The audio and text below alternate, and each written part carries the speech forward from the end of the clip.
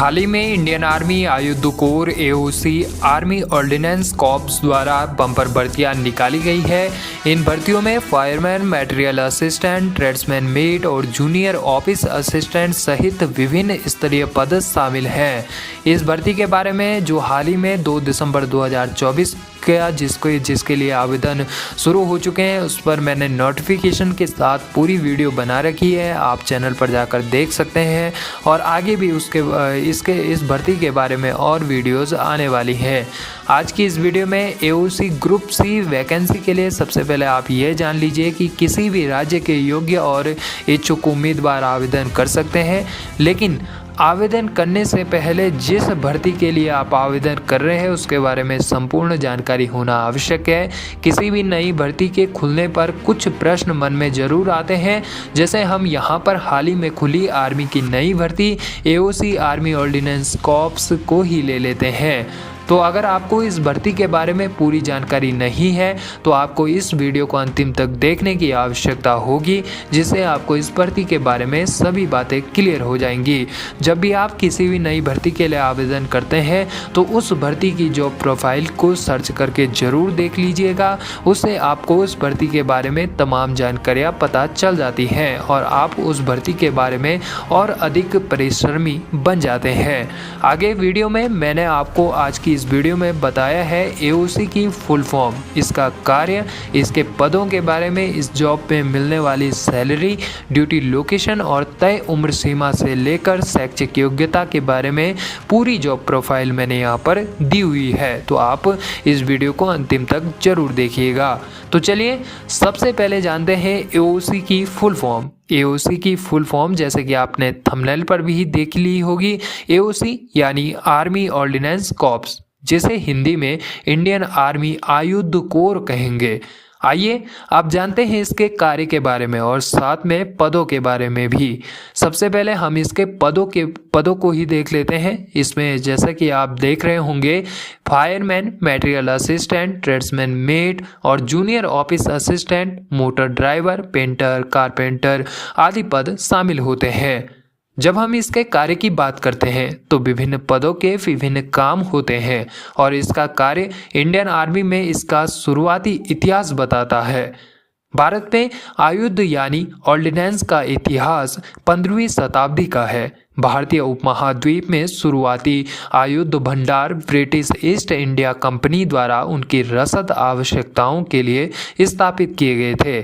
Company के सैन्य विस्तार के बाद सैन्य टुकड़ियों की जरूरत भी बढ़ गई थी, जिसके लिए आयुध विभाग के समर्थन की आवश्यकता थी। सेना आयुध core AOC army ordinance corps भारतीय सेना का एक सक्रिय कोर है। यह युद्ध और शांति के दौरान भारतीय सेना को सामग्री और रसद सहायता प्रदान करने के लिए जिम्मेदार एक प्रमुख संगठन है। यानी साधारण भाषा में कहा जाए तो इंडियन आर्मी की कुछ बेसिक ज़रूरतों को पूरा करने में यह संगठन सहायता प्रदान करता है, जैसे आप इसके पदों से ही समझ सकते हैं। कोई गाड़ी चलाने से लेकर कार्य करता है तो कोई इसे ठीक करने का, कोई फाइलों को इधर उधर पहुंचाने का कार्य करता है तो कोई फायरमैन के पदों पर कार्य करता है। बाकी जितने भी ट्रेड्समैन के जो भी काम होते हैं वह इस संगठन की जिम्मेदारी रहती है और इस संगठन के सोल्जर ही अपनी जॉब के द्वारा उस कार्य को अंजाम देते हैं।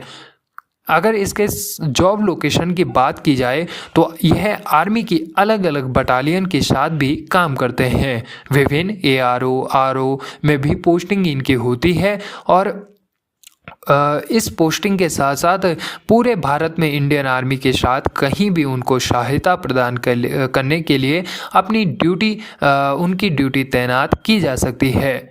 अब इसकी तय उम्र सीमा की अगर बात की जाए तो प्रत्येक पदों के हिसाब से वैसे तो इसकी तय उम्र सीमा की जाती है अलग अलग, लेकिन सामान्यतः इसमें 18 से 25 साल की उम्र रहती है और बाकी कैटेगरी के हिसाब से भी छूटें इसमें प्रदान होती है, जैसे कि SC ST के लिए 5 साल, OBC के लिए 3 साल और इसी हिसाब से एक्स सर्विसमैन के लिए, EWS के लिए अलग अलग छूटें प्रदान की जाती है। वो प्रत्येक नोटिफिकेशन और प्रत्येक भर्ती की अपनी अलग अलग अलग पदों के हिसाब से एज रिलैक्सेशन मिलता है। और ठीक वैसे ही शैक्षिक योग्यता का भी है, प्रत्येक पदों के हिसाब से डिसाइडेड रहती है पहले से ही। और लेकिन अगर सामान्यतः इसमें शैक्षिक योग्यता देखें तो 10वीं पास, 12वीं पास और ITI तक के ही पद इसमें शामिल रहते हैं।